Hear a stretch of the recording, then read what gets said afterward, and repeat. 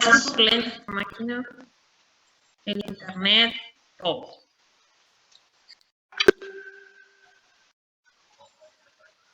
Bueno, vamos a empezar con disfonías. Para hablar de disfonía, que es un síntoma, vamos a hablar primero de la función fonatoria, que es la fonación. La fonación es la función que asegura la producción de la voz, que genera sonidos o fonemas cuya organización constituye el habla. Tenemos un sistema fonatorio, que está el aparato respiratorio o fuelle, la laringe, en el cual están las cuerdas vocales, el aparato vibrador, que es la glotis, y todo lo que es la supraestructura. Y después, donde se va a producir la resonancia de la voz y la articulación, tenemos la faringe, la cavidad bucal y los labios.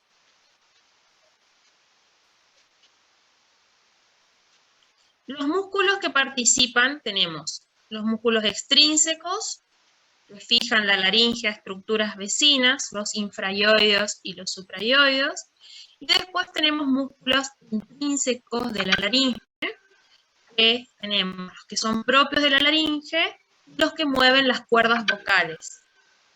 Tenemos el dilatador de la glotis, el cricoaritenoideo posterior, y el aductor de funciones fisterianas, que es el cricoaritenoideo lateral, interaritenoideo y tiroaritenoideo lateral.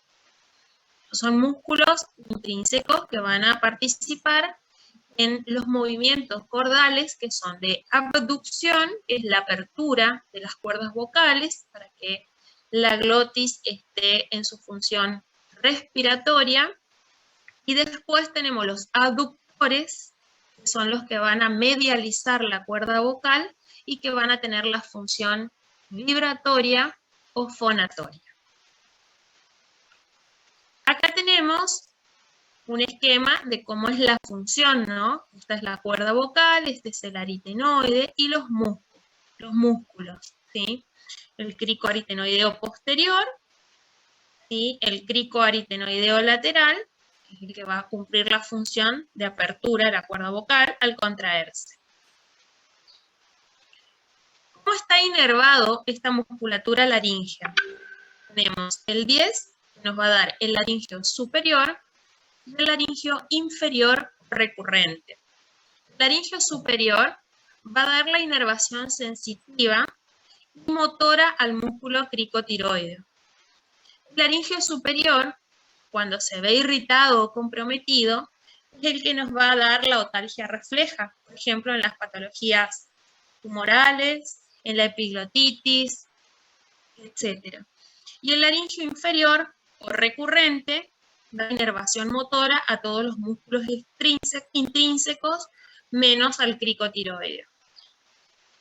El laringio inferior o recurrente, acuérdense que son distintos el derecho del izquierdo. El recurrente izquierdo tiene un trayecto un poco más largo, inclusive tiene relaciones con más estructuras anatómicas, llega hasta inclusive tener relación con la parte cardíaca, cardiovascular, el ápex pulmonar, el mediastino. Entonces hay patologías que pueden producirse a estos niveles, que puede comprometer el recurrente, y esto llevar después a una disfonía por parálisis o paresia recurrencial. ¿Qué es la disfonía? La disfonía es la alteración en la emisión de la voz, tanto en el timbre, en el tono, en la intensidad y la duración. La incoordinación del aparato fonatorio es un síntoma, pueden ser funcionales u orgánicas. ¿Cuáles son las disfonías funcionales? Son la gran mayoría de las disfonías son funcionales. Y es un gran problema en el área laboral porque genera mucho ausentismo laboral, recalificaciones laborales por falta de recuperación. Son alteraciones de la voz, laringes y sistemas fonatorios libres de lesiones orgánicas. son los más frecuentes, pero al estar instaurada por mucho tiempo, a la larga me puede producir lesiones laríngeas. Un ejemplo para que ustedes comprendan. Una disfonía funcional puede ser una disfonía hipertónica espasmódica. Es decir, que el paciente cuando fona hace una contractura exagerada de los músculos y golpea la cuerda vocal o cierra y produce una disfonía entrecortada. Pero ¿qué pasa? Con el tiempo, este paciente que hace estas disfonías hipertónicas me va a llevar a la producción de lesión en el borde de la cuerda vocal, ya sea nódulos, pólipos, etc. Entonces, a la larga, si persiste esto, me va a llevar a daños estructurales. Sin lesión en el aparato fonatorio, es decir, las disfonías funcionales, un mal uso o abuso vocal. Esto se ve mucho en la gente, por ejemplo, que usa la voz como elemento de trabajo, por ejemplo, los docentes o cantantes, que no han hecho una buena educación fonorrespiratoria. Eso lo hace la fonoaudióloga, le enseña cómo respirar, cómo mantener la postura a nivel de los músculos del cuello, del hombro, del tórax, cómo ir fonando y haciendo las pausas, la respiración, etc. Entonces, si el paciente tiene un mal uso o un abuso, es decir, muchas horas fonando y no descansando ese sistema fonatorio, a lo largo del tiempo se van a presentar las disfonías funcionales. Y ahí tenemos las disfonías de causa mecánica, las disfonías hipertónicas, las hipotónicas, la fonastenia, la fonación de bandas ventriculares, después trastornos mutacionales de la voz, de causa psicoemocional. La parte psicológica, es decir, trastornos depresivos, trastorno de ansiedad o algunas otras causas, pueden tener somatizaciones a nivel vocal. El paciente presentar o disfonías de tipos hipertónicas, o fonastenias, o afonía. Eso también se suele observar en la práctica diaria. Cuando tenemos lesiones en el aparato fonatorio, puede aparecer nódulos, pólipos, edema del borde libre, laringitis crónica. Es decir, ya esto puede evolucionar a lesiones o ya ser una disfonía orgánica a causa de esta patología que nos trae la disfonía.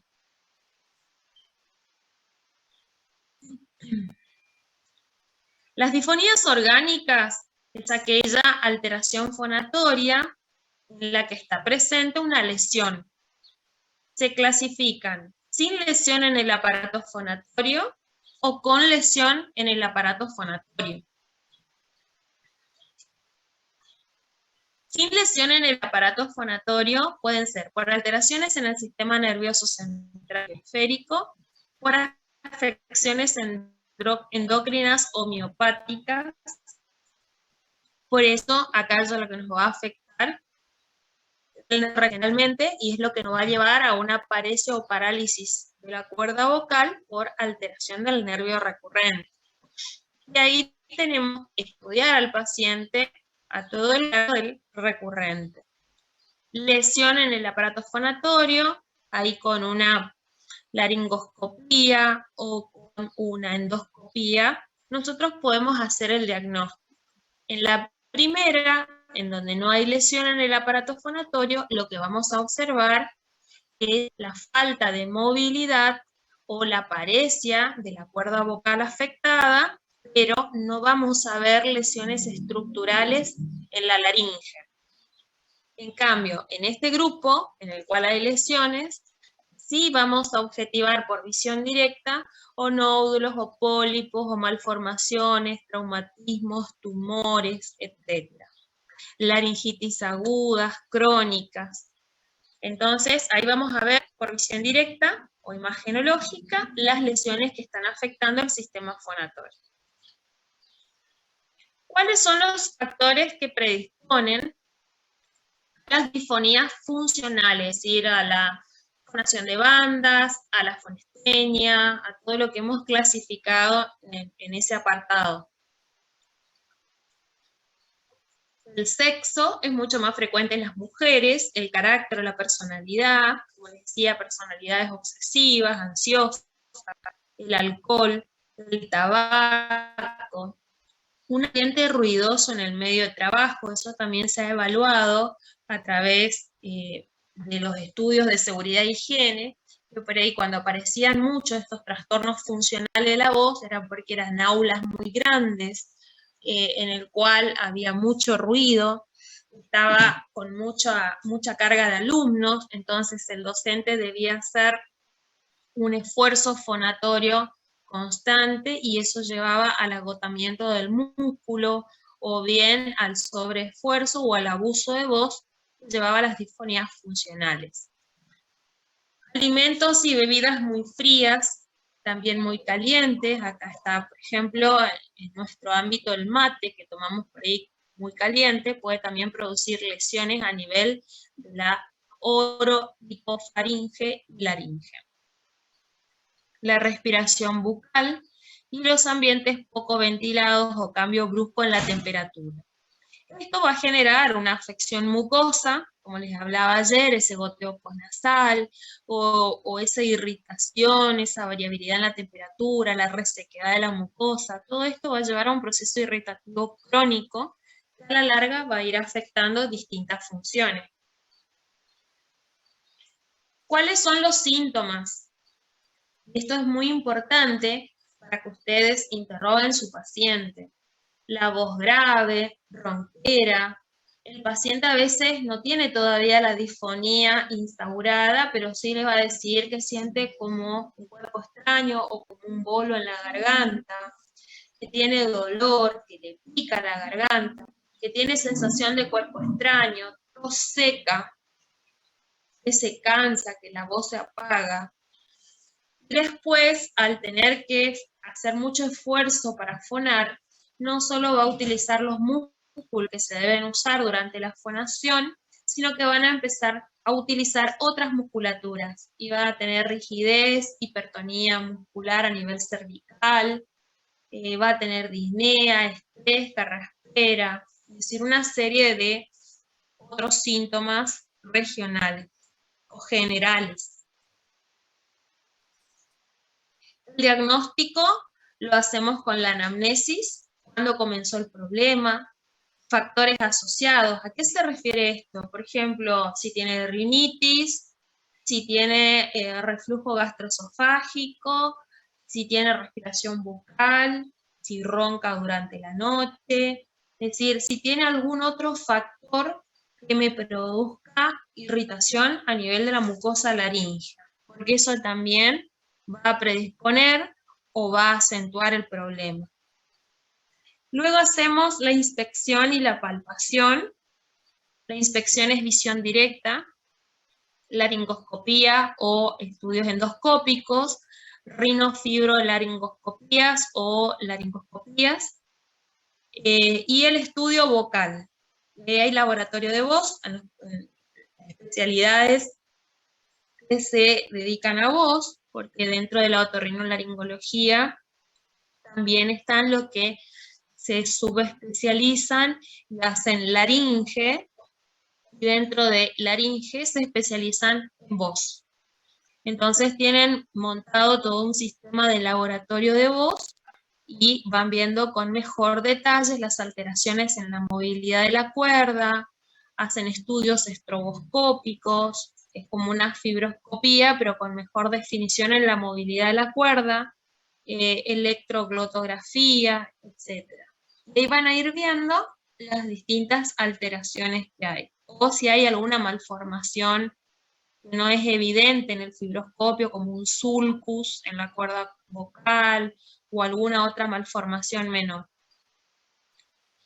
Después solicitamos también imágenes para descartar que no haya lesiones orgánicas a otro nivel o en la misma laringe, que no es objetivada por visión directa. Por ejemplo, un carcinoma subglótico, por ahí está produciendo una fijación en la hemilaringe o está produciendo una disfonía, y nosotros hacemos la fibroscopía, no se objetiva en el estudio directo. Tomografía de cerebro, de cuello, de tórax es muy importante para ir valorando también todo el trayecto del nervio recurrente. Después hacemos el examen laringio, laringoscopía indirecta, fibrolaringoscopía, videoendoscopía, videoestroboscopía que les hablaba hoy, que es muy importante para ver con mayor detalle la vibración cordal. Y bueno, y ahí vamos a obtener si es una lesión de la mucosa o no, y qué alteración funcional tiene esa cuerda vocal. Este es el estudio de laringoscopía indirecta, ¿sí? Es un espejo laringio que antes de colocar en la boca del paciente lo tenemos que calentar, ya sea con un encendedor o con agua caliente, pero siempre probar en nuestra mano. Utilizar los métodos de protección para evitar las infecciones por COVID, porque esto produce mucha aerosolización. Entonces tenemos que estar bien protegidos para evitar contagiarnos. Se pulveriza con lidocaína al 10%, tomamos la lengua, la sacamos para afuera y tratamos de colocar el espejo sin tocar la úvula y sin tocar los pilares.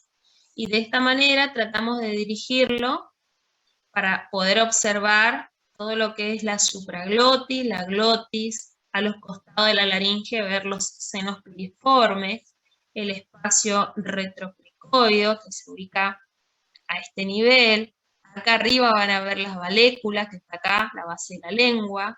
¿Sí? Vamos a ir observando si hay algún tipo de lesión orgánica.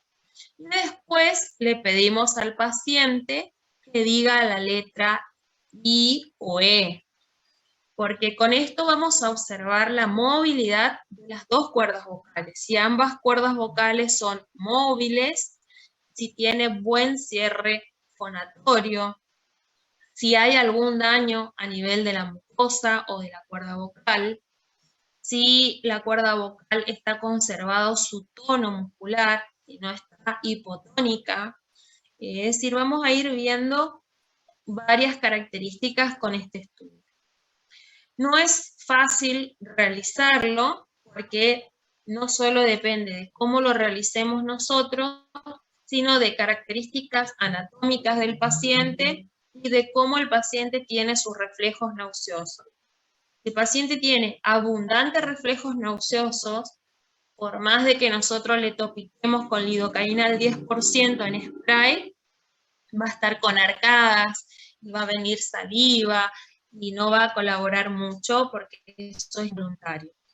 Y otra cosa, en niños es bastante complicado, no todos los niños son colaboradores, y también tenemos aquellos que por alguna contextura anatómica son obesos, cuello corto, o base de lengua muy ancha, hipertrofia amigdalina, paladar que ronca mucho, entonces un paladar que tiene como entrelón caído, úvula larga, es decir, cuando hay algunas alteraciones anatómicas o variantes anatómicas, que nos va a dificultar mucho valorar esto. Entonces ahí, lamentablemente, tenemos que recurrir al fibroscopio.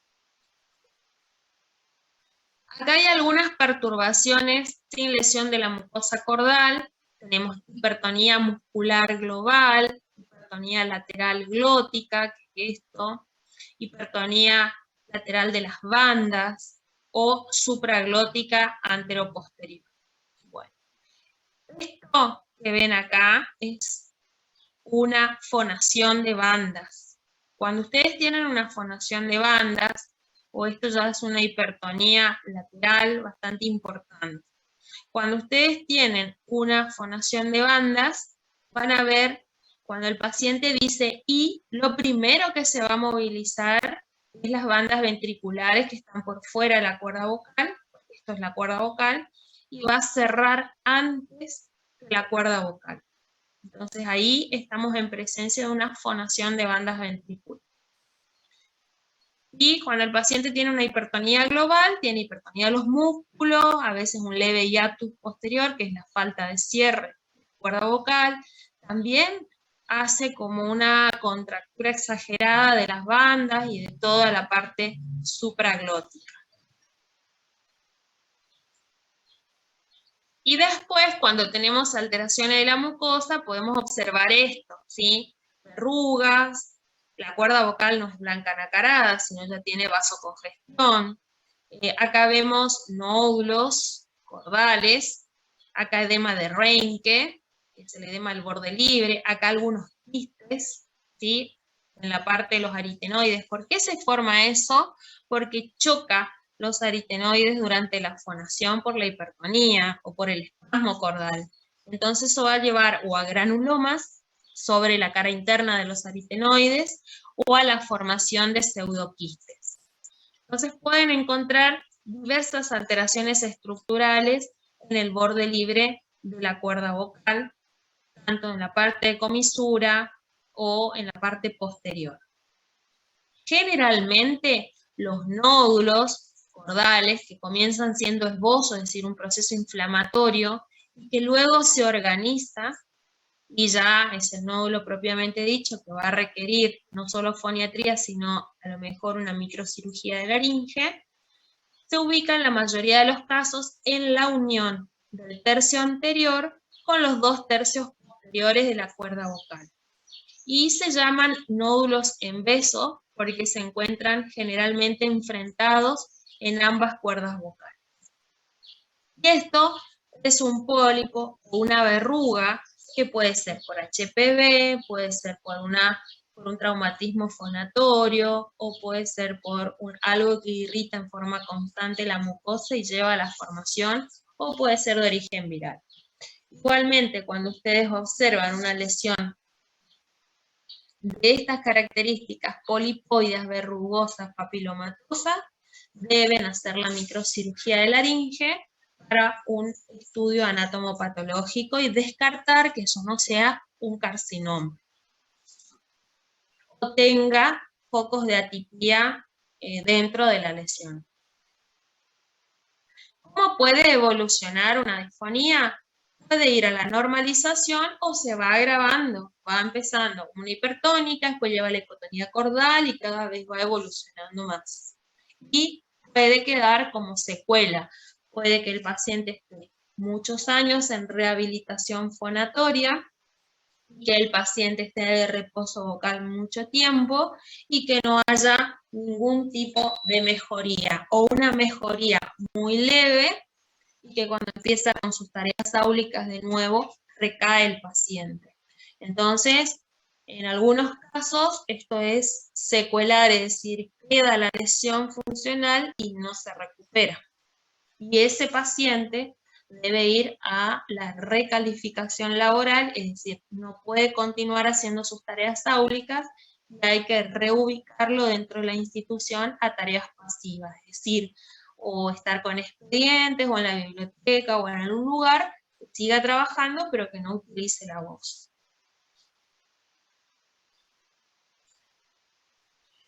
¿Qué es la fonastenia? Es la debilidad funcional por el uso inadecuado de la voz.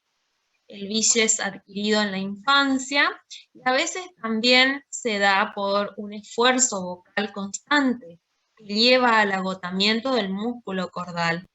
¿Y cómo es? El paciente fona y va perdiendo su tono de voz.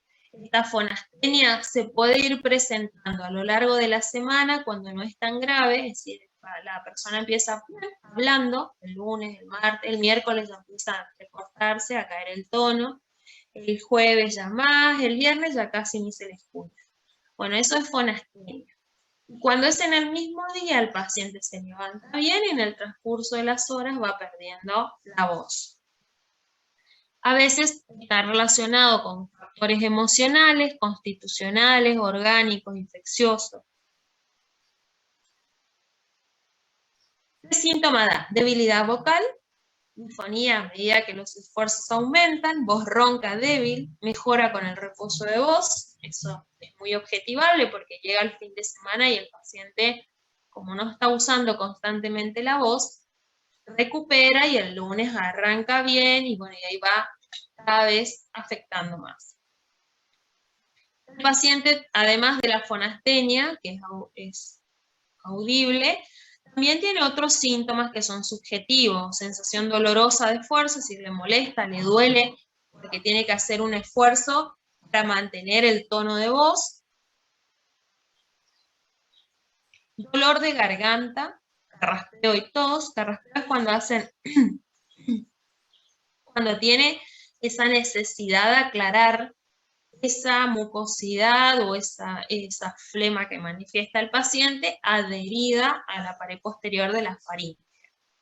Y contractura cervical. El paciente generalmente que tiene un trastorno funcional de la voz tiene contractura de los músculos cervicales, de los músculos del hombro, dorsales, porque empiezan a utilizar músculos que generalmente no son utilizados durante la fonación, o adquieren posturas inadecuadas.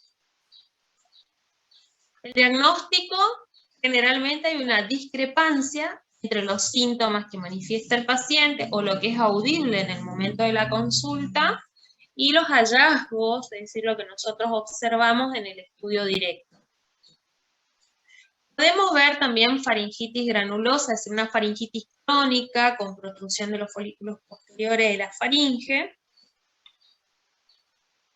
Las cuerdas vocales pueden estar hiperémicas, edematosas, catarro en el borde libre de la cuerda vocal. Cuando nosotros vemos mucosidades sobre la cuerda o que va de una cuerda vocal a la otra, están hablando de que esa cuerda vocal tiene un sufrimiento durante la fonación. Y esto después va a ir evolucionando esta fonastenia y el paciente puede llegar a disfonías hipokinéticas o hiperkinéticas o la formación de nódulos por el abuso y el choque cordal.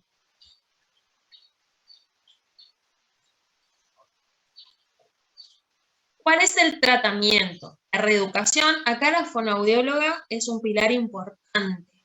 La fonoaudióloga le va a enseñar a respirar, le va a enseñar posturas, le va a enseñar a modular, a fortalecer la musculatura de la cavidad oral, a cómo tomar el aire, cómo ir largando el aire, es decir, todas técnicas que son propias de la especialidad y que va a ir trabajando en el paciente. El tratamiento foniátrico, como yo les aclaro a mis pacientes, es muy importante. La constancia que deben tener la fonoaudióloga, porque es un tratamiento que es muy largo, es un tratamiento que es semanal o quincenal, o depende de la gravedad, puede inclusive ser hasta 2 veces por semana, y que además de estar ese tiempo con la fonoaudióloga, el paciente debe seguir rehabilitando frente a un espejo o en su casa, haciendo los ejercicios de fortalecimiento, de respiración, etc. Psicoterapia le afecta muchísimo la parte psicológica al paciente, porque de ser una persona que está trabajando todo el tiempo, al quedarse inactivo, sin poder trabajar, sin poder hablar, porque el reposo de voz incluye también no solo en el área laboral, sino también en el área familiar y social, porque el paciente se va a una fiesta o tiene una reunión o habla mucho y también le afecta su voz. Entonces, además, después ya empieza a ver que le va a afectar en su trabajo, tanta licencia o no poder reinsertarse a las tareas áulicas, y también le va generando un estado de desánimo, de depresión, de ansiedad, y que debe tratarse también en ese aspecto. Quirúrgico, cuando tenemos las lesiones orgánicas, es decir, cuando hay un nódulo, cuando hay un edema de Reinke, cuando hay un pólipo, un papiloma, se debe realizar el tratamiento quirúrgico, la microcirugía de laringe, y una vez que pasó el control postoperatorio, ya pasó su etapa postoperatoria, debe reeducarse. Es decir, sí o sí va a tener que hacer foniatría. La disfonía hipertónica se caracteriza por la excesiva contracción de los músculos fonatorios. Generalmente se da por alteraciones psicosomáticas, como les decía, a veces se produce por algún duelo, alguna pérdida, algún estado de TOC del paciente, de un trastorno obsesivo compulsivo, es decir, hay patologías de base que uno lo deriva al psiquiatra y es el que se encarga del diagnóstico y tratamiento del paciente. Nosotros hacemos la parte de la fonación. Mejoran muchísimo cuando se logra controlar su patología psiquiátrica de base. El paciente tiene disfonía de esfuerzo, voz alta, poca capacidad. Esta disfonía es una disfonía ronca, áspera, forzada, es muy característica. Y ustedes van a ver o que utiliza mucho los músculos de la cara, los labios, los frunce al fonar, está con el cuello contracturado, tiene posturas en el cual utiliza una excesiva contracción de la mayoría de los músculos. Puede tener ingurgitación yugular, contractura de los músculos del cuello. Cuando nosotros hacemos la laringoscopía, cuando respira el paciente, las cuerdas vocales se abren abruptamente y el cierre es violento con choque cordal. Y esto a la larga va a llevar a trastornos orgánicos en el borde libre de la cuerda vocal.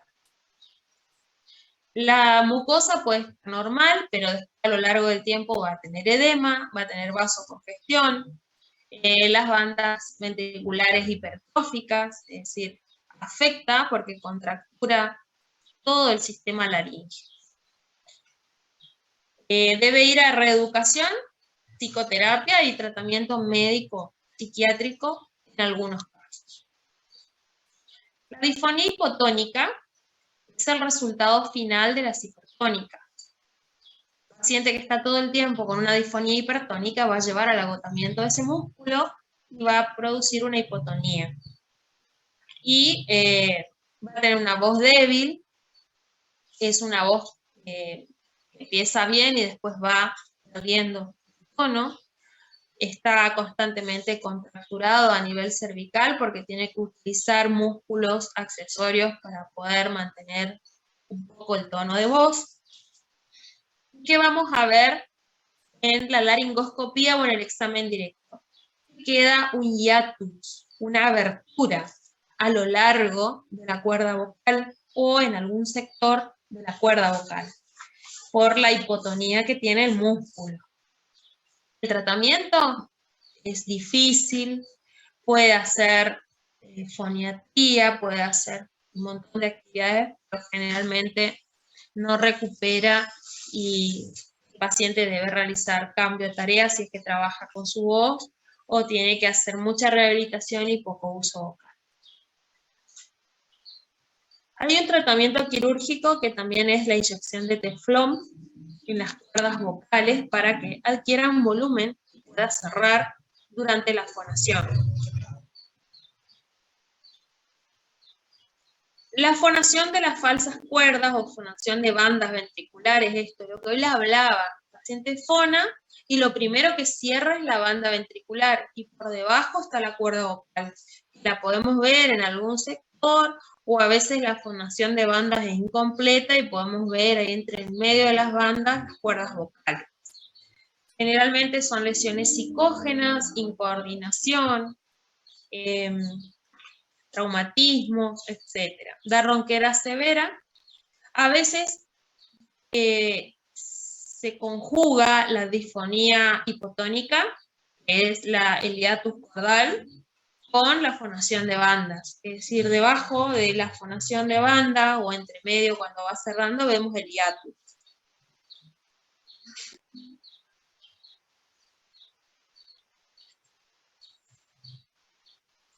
Debe ir a tratamiento foniátrico y en su efecto cirugía con ablación de las falsas cuerdas. Pero más que nada hacemos tratamiento foniátrico. Las disfonías espasmódicas son los espasmos de la voz que impide un flujo regular y va acompañado de temblores. Y puede ser psicógena o neurógena. Las distonías, por ejemplo, musculares. Y se da en el sexo femenino y en la edad adulta. También son fonaciones, como las hipertónicas, en el cual hacen espasmo la supraglotis, las bandas y las cuerdas vocales. Y eso hace que el paciente tenga una voz entrecortada, ronca.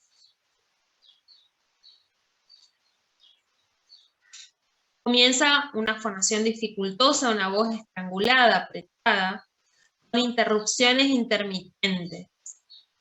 Y eso le va a ir generando una sensación de opresión en la garganta y dolor. Los labios también los presionan contra los dientes, en las yugulares ingurgitadas, contractura, distonías orofaciales, es decir, no solo va a tener una contractura espasmódica de las cuerdas vocales y toda la estructura supraglótica, sino también de la fascia del paciente.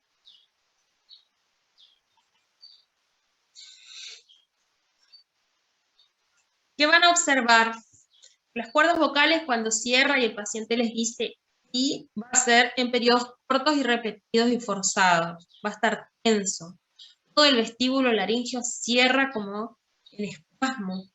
Y también lo van a observar en los labios, como cierra cuando habla, aprieta contra los dientes, va a estar contracturado, ¿sí? Con dolor cervical, mareo. Tratamiento, psicoterapia, y en el caso de que sea quirúrgico, puede inyectarse toxina botulínica en las cuerdas vocales o en los músculos que son los que van a producir la función fonatoria. Bueno, después hay distintas afonías psicosomáticas, también la muda falseada, es el retraso del paso a la edad adulta hacia el adolescente, empieza con disfonías o pérdida de tono de voz, que es un trastorno también psicológico. Y bueno, ahora entramos al tema de la parálisis recurrencial. La parálisis recurrencial, en el 90% de los casos, es unilateral. El recurrente, en la mayoría de los casos, se ve afectado, es el izquierdo, porque es el que tiene un trayecto más largo y es el que está en contacto con muchas estructuras. Es la inmovilidad de una cuerda vocal. Tenemos patologías que son comunes a ambas cuerdas, porque los recurrentes hacen el mismo trayecto, y hay otras que son exclusivas de la cuerda vocal izquierda. Por ejemplo, patología cerebral, patologías a nivel del cuello, neuritis o idiopática pueden ser a ambas cuerdas. Por ejemplo, algún tumor de la tiroides, algún trastorno en base de cráneo, en el espacio retroesquilio. Es decir, cuando hay patologías que pueden afectar a ambos recurrentes en el mismo nivel, puede darse a ambas cuerdas. Por ejemplo, un linfoma de mediastino, o un tumor del ápex pulmonar, o alguna alteración de la aurícula izquierda, o de los vasos grandes a nivel de corazón, pueden también producir afección de la cuerda vocal izquierda. Si el paciente va a venir a la consulta o ya derivado porque está en tratamiento por esta patología, por disfonía, y ahí nosotros vamos a observar en el examen la falta de movilidad de la cuerda vocal afectada, ya sea izquierda o derecha, y también vamos a ver la laringe no tiene ningún tipo de alteración. La única alteración es la falta de movilidad de la cuerda vocal. La clínica está en una fase aguda, la cuerda vocal en abducción, es decir, totalmente abierta. Y la disfonía puede ser una voz áfona cuando la cuerda vocal está en aducción, o una voz bitonal cuando la cuerda vocal está en abducción, es decir, un poco más abierta. La respiración no está afectada porque la otra cuerda vocal es móvil, y sí puede haber trastornos deglutorios, porque al no tener un buen cierre fonatorio, quedar entreabierta la glotis, se aspira saliva al paciente o se aspira líquidos y puede llevar a neumonías aspirativas o tos por microaspiraciones de saliva. El diagnóstico diferencial lo tenemos que hacer con tumores de la laringe, afecciones propias de la laringe, o alteraciones a nivel de la articulación cricoaritenoidea. La parálisis recurrencial bilateral es bastante infrecuente, y acá está comprometido ambos recurrentes. Y puede ser en aducción, es decir, que ambas cuerdas vocales queden paralizadas en la línea media, o puede ser en abducción, es decir, que ambas cuerdas vocales quedan paralizadas abiertas. En aducción tenemos afecciones neurológicas, generalmente son patologías graves, afecciones neurológicas de base de cráneo o centrales, patología de los cricoaritenoides, va a generar obstrucción glótica. ¿Por qué? Porque al quedar paralizada las dos cuerdas vocales en la línea media, el paciente no va a respirar. Va a tener un síndrome obstructivo laringio agudo, estridor, voz bitonal.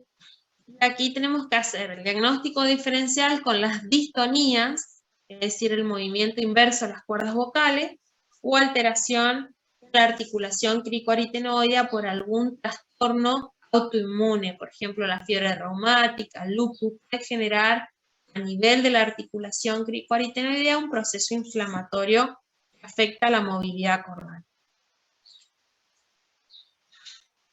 Y en abducción, es decir, abierta o en posición cadavérica, se dan cuadros neurológicos graves y el paciente, la voz y tos áfona, pero ¿qué pasa acá? Se aspira los alimentos y la saliva porque está la glotis abierta. Y se puede asociar generalmente a alteraciones de otros pares craneales. ¿Cómo llegamos al diagnóstico de la parálisis recurrencial? Con el examen directo, la palpación de cuello y los complementarios. ¿Sí? Tratamos siempre de hacer imágenes que vayan todo lo largo del recurrente. Si tenemos algún problema en tiroides, un centellograma o una ecografía de tiroides. Si tenemos algún trastorno a nivel cardíaco, un ecocardio, una tomografía de cuello y tórax para ver cómo está el mediastino. Es decir, vamos a ir sospechando y viendo a qué nivel del recurrente puede estar la afección, vamos estudiando al paciente. Y ya es que no viene derivado por algún problema, un paciente que tiene, por ejemplo, un linfoma y ya viene con disfonía, te lo manda el médico tratante para valorar cómo está la función cordal y qué le puede afectar esto al paciente. El tratamiento de las parálisis recurrenciales va a depender si es uni o bilateral, va a depender en el estadio que se diagnostique. Por ejemplo, si la cuerda vocal está un poquito más medializada o está totalmente paralizada y en abducción. Bueno, si pasa esto y no mejora con la foniatría y vemos que ya es algo que quiere quedar como secuela, tenemos que tratar de medializar la cuerda vocal para evitar las aspiraciones sobre todo. Y ahí tenemos inyecciones de teflón dentro de la cuerda para que adquiera volumen y medializarla un poquito. Laringoplastias, es decir, una serie de técnicas quirúrgicas para medializar la cuerda. Cuando es en abducción y es bilateral, la cuerda vocal está cerrada en la línea media, una traqueostomía o la resección del tercio posterior de ambas cuerdas vocales o una aritenoidopexia son algunas de las técnicas quirúrgicas. Más que nada por la obstrucción respiratoria que va a generar en el paciente. Generalmente las parálisis recurrenciales a veces van asociadas con otros daños en pares craneales bajos. Ahí tenemos, por ejemplo, los traumatismos de cráneo, el síndrome de Abelis, en el cual tenemos la parálisis del del 10 y del 11, la rama interna, entonces, ¿qué va a tener el paciente? Además de estar paralizada la cuerda vocal, porque la única que se moviliza es esta, a la izquierda, el paciente va a tener la parálisis del velo, la parálisis del recurrente del mismo lado. Acá hay otro, el de Smith, que va a estar afectado el 11, pero las dos ramas interna y externa, y ahí va a tener también la caída del hombro. Después, el otro síndrome de Tapia, además de la parálisis del 10, tiene la parálisis del 12, entonces la lengua también se va a ver afectada. El de Colette-Werner, en el cual hay parálisis del 9, 10 y 11, hay trastornos en la sensibilidad de la cuerda de la lengua, entonces va a tener hipogeusia, hipoestesia palatofaringea, signo del velo, caída del hombro. Así, dependiendo del nivel en donde se encuentre la lesión, puede ir afectando los distintos pares craneales. Este, que es el síndrome de Villaret o retroparotidio, es el que podemos llegar a observar en los flemones retroestilio que hemos visto en la clase anterior. Y también, más frecuente que tener una colección supurativa en este espacio son los tumores, schwannoma o tumores de glándulas salivales que comprometen este espacio por infiltración. Y ahí vamos a tener el síndrome de Villaret, en el cual vamos a tener el Creutzfeldt-Jakob-Horner, el enoftalmo, la ptosis y miosis, y vamos a tener el signo del velo, la parálisis recurrencial y la caída del hombro. Entonces, la mayoría de las afecciones del espacio laterofaringio retroestilio son generalmente tumorales.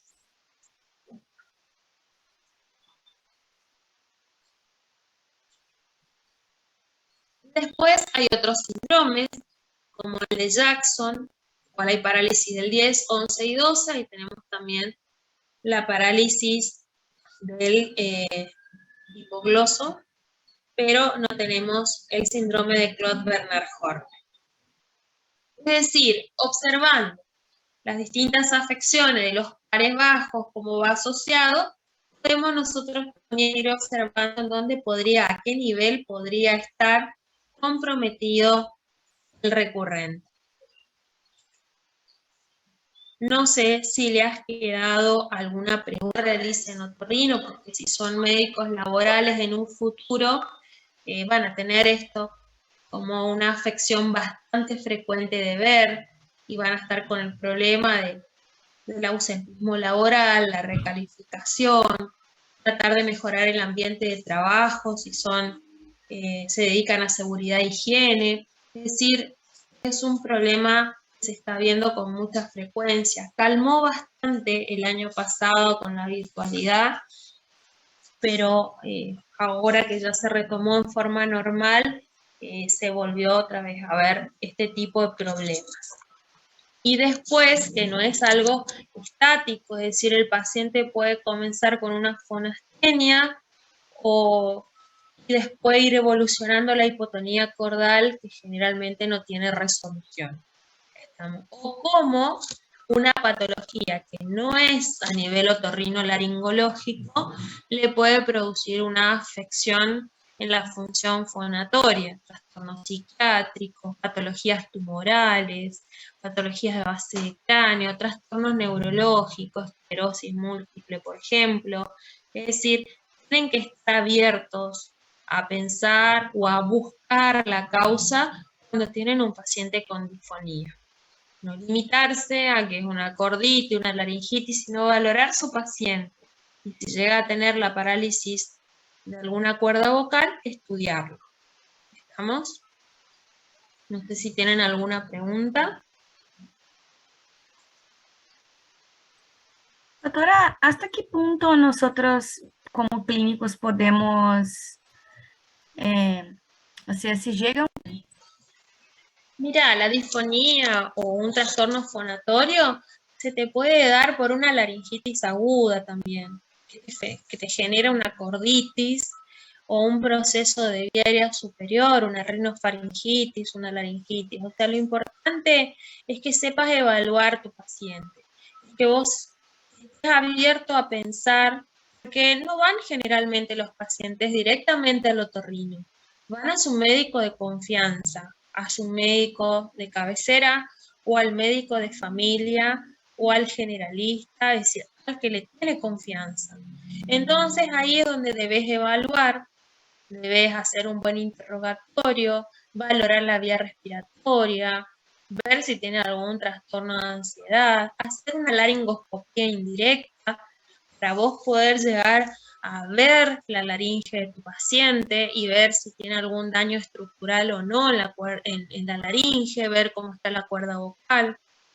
En base a eso, vas a ir evaluando si es un cuadro respiratorio que tiene tu paciente, vos lo tenés que medicar y el paciente indicarle reposo de voz, porque toda vez que hay una afección fonatoria le tenés que dar un reposo de voz. Y lo controlás. Si el paciente resolvió, pues el problema. El paciente sigue con el problema y bueno, ahí sí ya vas a tener que ver qué está pasando, si es algún trastorno psicológico, si es un trastorno fonatorio, y ya sabrás vos hasta dónde llega tu capacidad de tratar al paciente o derivarlo hacia el psiquiatra, al otorrino, etcétera. ¿Entendés? Pero la mayoría de los pacientes no van al otorrino, salvo que ya tengan el problema de voz. Van a su médico laboral, a su médico de confianza, al médico de familia, a su clínico, y ellos le hacen la primera evaluación y ven si amerita ir al especialista o ya le medican y resuelven. O son los primeros en diagnosticar el trastorno funcional y derivar al especialista. Está bien. Pero el paciente primero va a su médico, no va al otorrino directamente, salvo que ya sea paciente del otorrino o ya por disedifonía voy al otorrino. Pero en la mayoría de los casos va a su médico o al laboral. Sí, está bien. Gracias. De nada. No sé si hay alguna otra pregunta.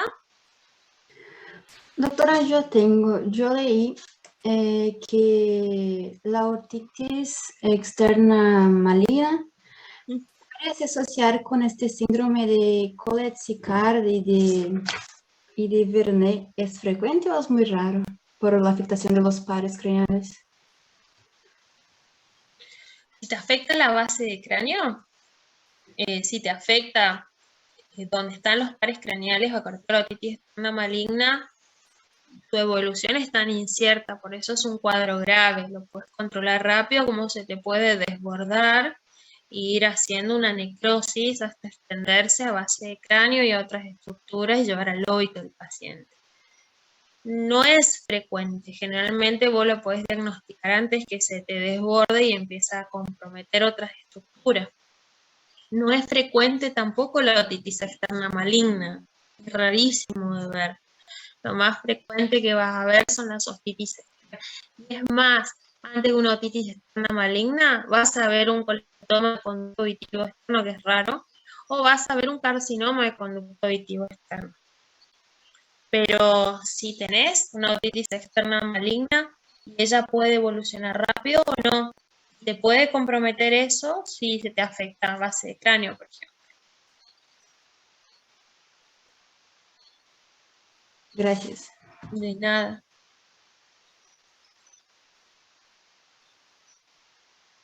¿Alguna otra preguntita o podemos continuar con cáncer de laringe?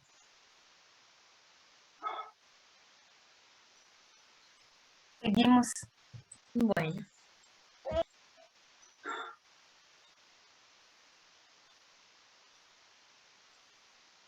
Vamos a hablar de carcinoma de laringe. Como en la supraglotis está muy cerca todas las estructuras, todo lo que es la parte de la hipofaringe. La hipofaringe incluye lo que es los senos piriformes, el espacio retrocricoideo, las paredes laterales. Entonces lo vamos a estudiar también junto con los tumores de la hipofaringe.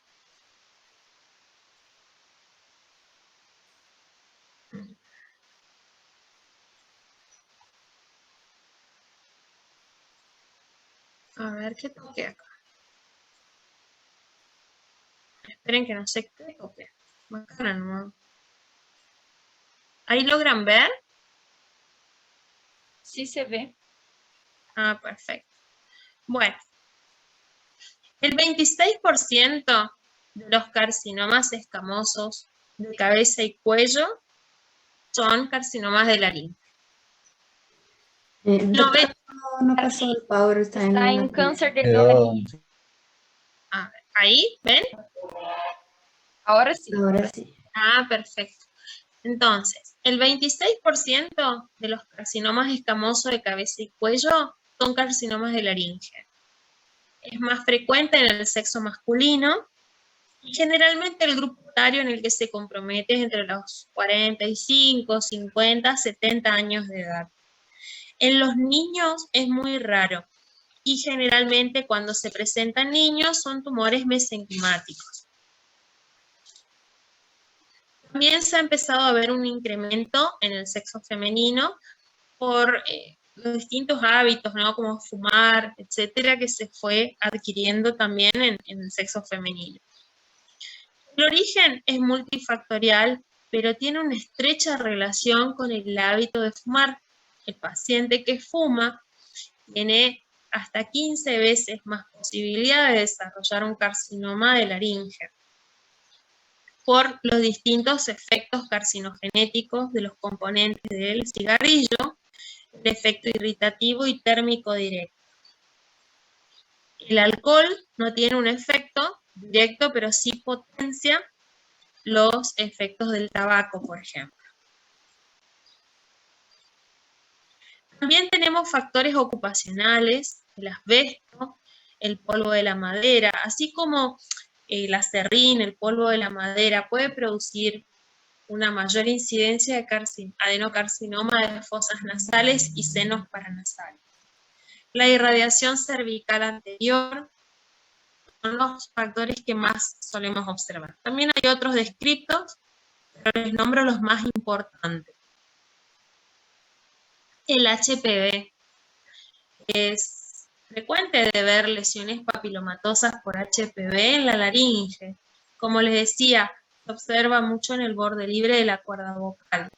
Y las cepas que tienen más riesgo son las 16, 18 y 32, que son las que tienen mayor capacidad de producir displasias y anaplasias y de evolucionar al carcinoma. Acá tenemos una imagen por HPV. El paciente tiene, no me abre el video, pero tiene una capacidad de producir una disfonía bastante áspera, que cuando le hacemos la laringoscopía observamos la lesión verrugosa, generalmente en glotis, en el borde libre de la cuerda vocal. La laringitis crónica, también está descrito el reflujo gastroesofágico como uno de los causales de carcinoma de laringe. Las micosis profunda. Y bueno, las distintas clasificaciones anatomopatológicas, tenemos el carcinoma epidermoide por lejos, el más frecuente, pero después tenemos otras estirpes como el verrugoso, células fusiformes, los adenocarcinomas, los linfomas. Pero cuando se le pregunte qué estirpe histológica es la más frecuente, es el carcinoma epidermoide. Esto es la forma de presentación macroscópica. Pueden ser vegetantes, pueden ser ulcerados, pueden ser infiltrantes, o pueden estar asociados, ser úlcero-infiltrantes. Todo va a depender de la forma de presentación que tenga y la histología. Diferenciado, semidiferenciado o indiferenciado. Esto es un estudio macroscópico de una pieza de una laringectomía. Y acá tenemos, por ejemplo, un carcinoma subglótico, ¿sí? Que es rarísimo de ver. Según la ubicación, lo clasificamos en supraglótico, glótico, subglóticos, y como les decía hoy, también vamos a hablar un poquito de los de la hipofaringe, que son los del seno piriforme, retrocricoideo, paralateral y posterior de la hipofaringe. Dentro de la ubicación supraglótica, puede darse en cualquier nivel, en la epiglotis, repliegues, bandas ventriculares y el ventrículo de Morgagni. El ventrículo de Morgagni queda entre la banda ventricular y la cuerda vocal. Muchas veces, cuando aparece en forma incipiente en este lugar, puede manifestarse como un quiste, una lesión quística, un laringocele interno que abomba la banda ventricular. Cuando tienen esto, deben investigar que no tenga de base un carcinoma. Los glóticos son los de mejor pronóstico, son los más frecuentes, pero tienen dos ubicaciones, o en la cuerda vocal o en la comisura anterior. Dependiendo de su ubicación va a ser el pronóstico. Generalmente cuando se ubican en la comisura anterior no son de buen pronóstico, porque nosotros llamamos ahí la zona de debilidad de la laringe, porque generalmente cuando se ubican a este nivel, infiltran la epiglotis y ya salen de la laringe y invaden otras estructuras, como el espacio preepiglótico, por ejemplo. Después tenemos los subglóticos, que son menos del 1% en frecuencia, y generalmente son de mal pronóstico porque es tardío el diagnóstico. Y cuando llegamos a un diagnóstico de un carcinoma subglótico, generalmente ya excedió los límites de la laringe, es un T4, o me da metástasis en los ganglios paratraqueales, mediastinales, que son irresecables. Entonces son los de peor pronóstico. Y los carcinomas de la hipofaringe pueden ser del seno piriforme, retrocricoideo, paralateral y posterior. El más frecuente de ver son los de los senos piriformes. Son de muy mal pronóstico, son muy invasivos, agresivos y generalmente llevan al óbito del paciente en poco tiempo. Estas son las etapas precancerosas, las neoplasias intraepiteliales, vamos a ver hiperplasia, queratinización, alteración de la mitosis. Por eso tenemos que estar muy atentos cuando vemos cambios displásicos o anaplásicos, como por ejemplo disqueratosis, leucoplasia, o ese tipo de lesiones a nivel de la mucosa, tomar biopsia y tratar de llegar a un diagnóstico antes de que tenga su atipía. Acá tenemos las cuerdas vocales, las bandas ventriculares, la epiglotis, repliegue aritenoepiglótico, acá estarían los aritenoides. Es una cuerda vocal en posición fonatoria. Así se ve un hiatus, ya que estamos, cuando no cierra la cuerda vocal durante la fonación, están entreabiertas.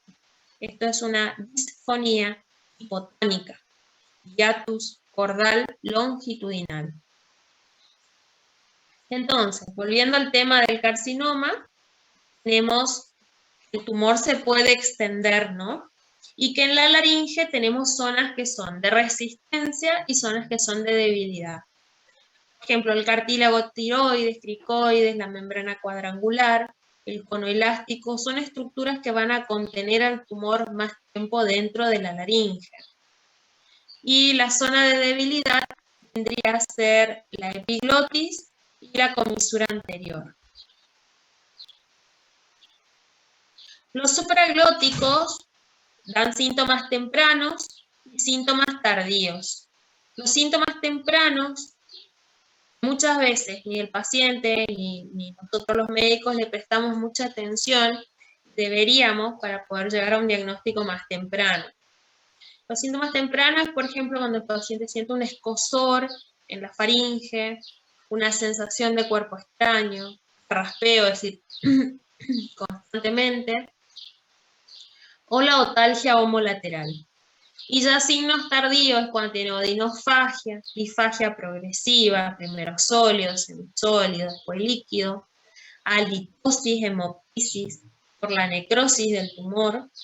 Es un tumor muy invasivo, entonces, y el crecimiento es muy rápido.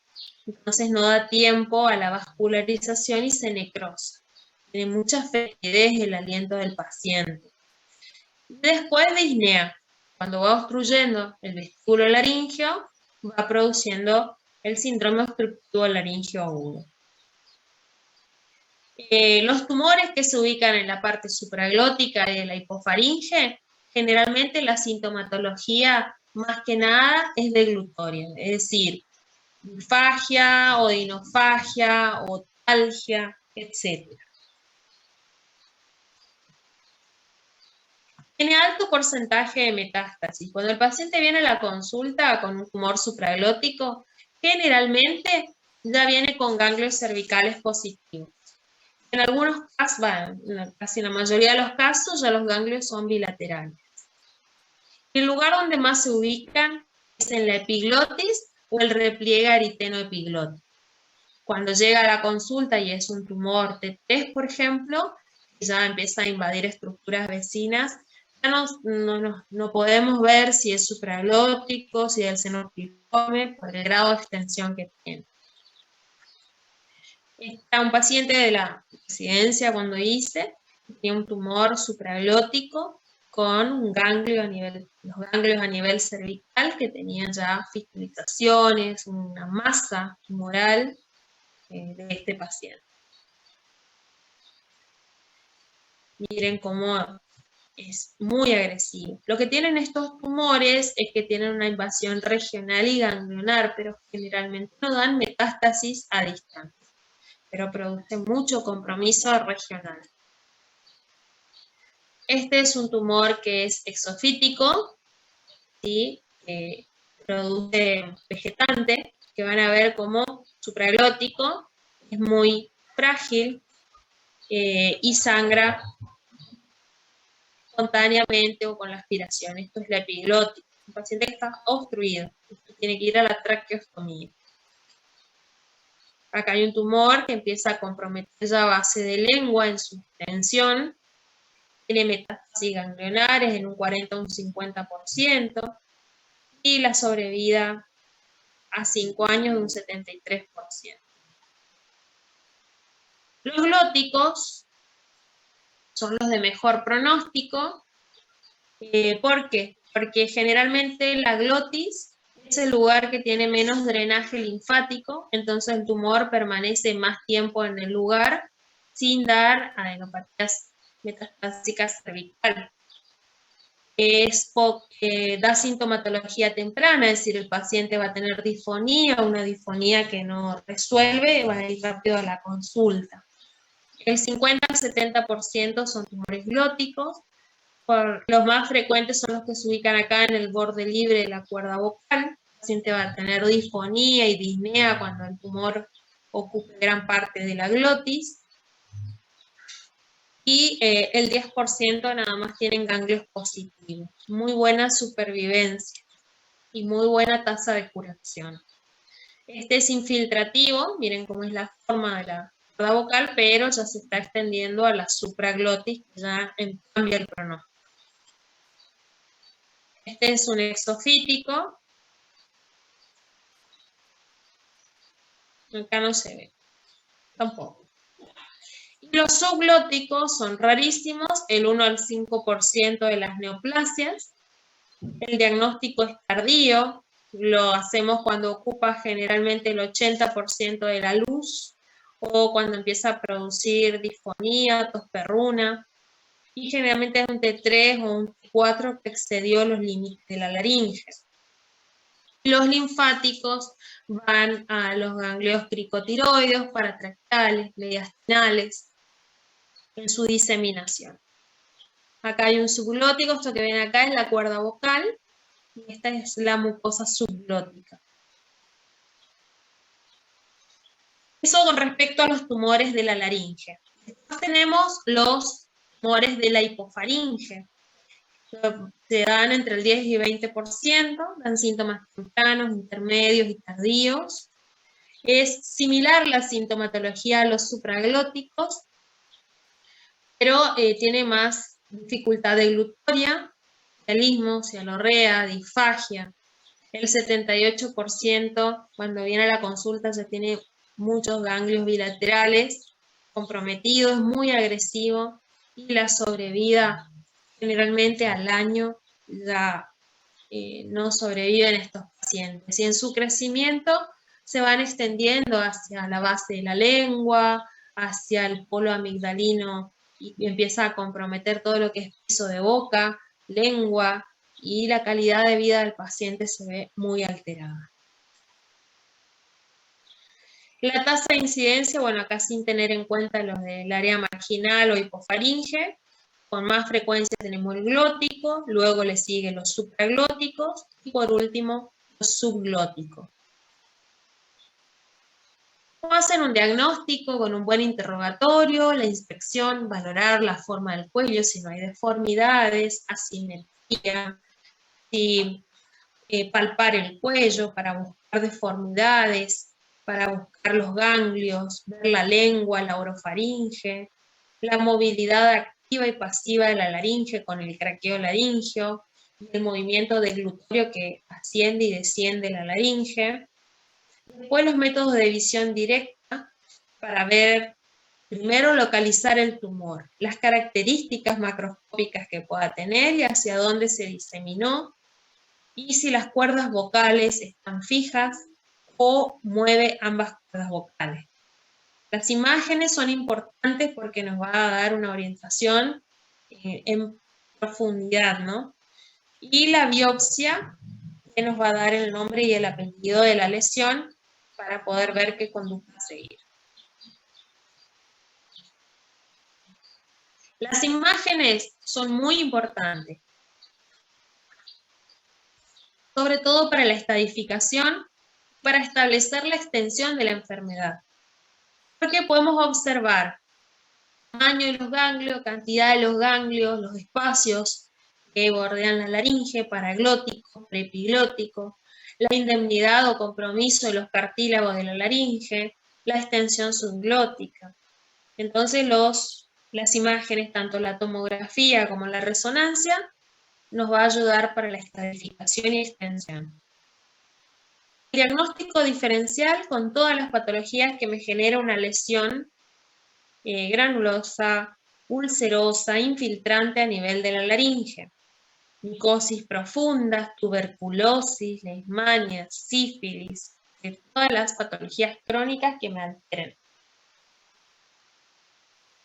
El TNM, a modo de ustedes vean nada más cómo se va extendiendo el T1 que se limita a la región de origen, conservando todavía la movilidad de la cuerda vocal.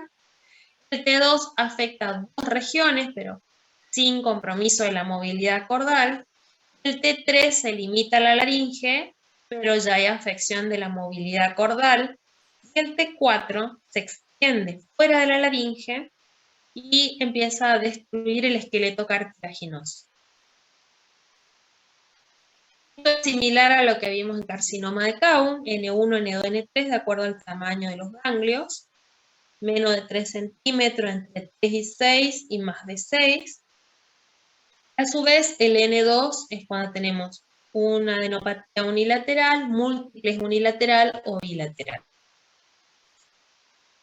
El pronóstico va a depender de la localización del tumor, del grado de diferenciación celular, del tamaño y sobre todo de las metástasis y cervicales que tenga. Por ejemplo, un tumor ubicado en el borde libre de la cuerda vocal, que con su exéresis quirúrgica puede llevar a la curación, tiene un tipo de pronóstico. Y el subglótico, por ejemplo, ya dio metástasis en mediastinales, tiene ocupado más del 80%, un T3, el pronóstico es muy malo. O sea, todo va a depender de estas tres cosas. El tratamiento, tenemos una diversidad, no voy a tratar cada uno, pero sí se puede optar de acuerdo a la estadificación, a la sensibilidad tumoral y a la rehabilitación. Podemos tener radioterapia, quirúrgico o quimioterapia.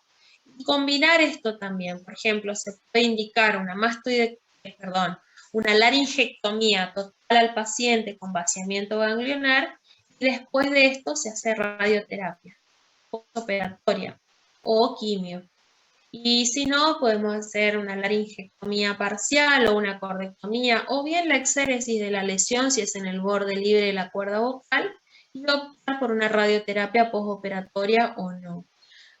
El tratamiento que se opte va a ser el mejor para el paciente, que no comprometa las tasas de curación y que le brinde al paciente una calidad de vida aceptable.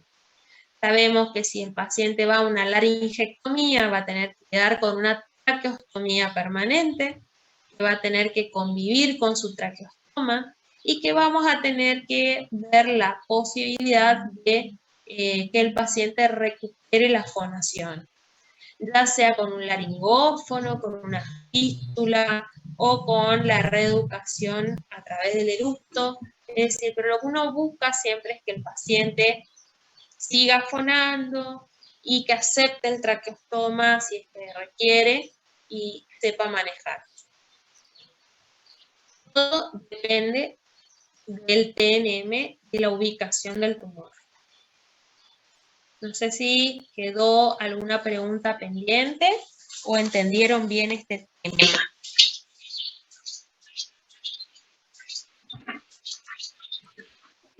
Está bien, doctora. Muy bien.